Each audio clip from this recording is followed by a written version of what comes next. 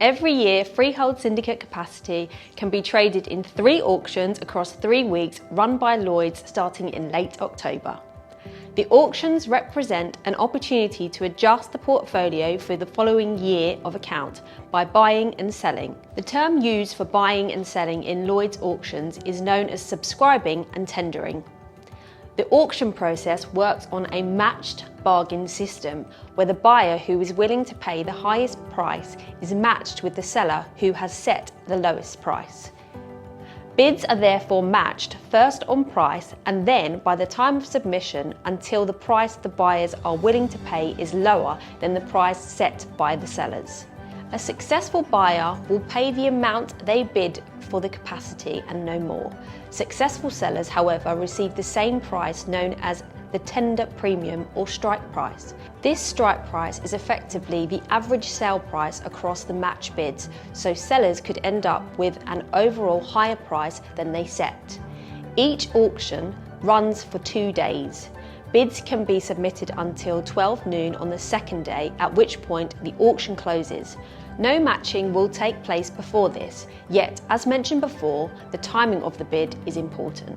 If bids are made at the same price, then priority is given to the bid first submitted to the auction. The results of each auction are revealed by Lloyd's on the afternoon of the second auction day. Each auction is blind, as the buyers submit their bids without knowing the price sellers are willing to tender at. The only guide they have is the most recent auction price, which for the first auction means looking at last year's prices, and for the second auction looking at the results from auction 1 and so on. Buyers must carefully consider their bids because if they are successful, they will pay what they bid for their capacity, which could be considerably higher than the strike price. The minimum amount of capacity to buy or sell is £1, but realistically most people buy and sell in bigger quantities.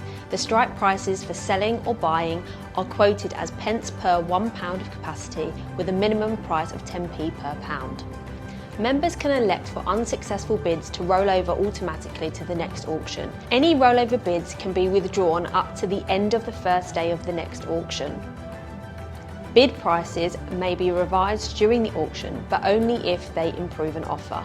Sale prices can be amended, but only if they are lowered. The amount of capacity in a bid cannot be amended once submitted.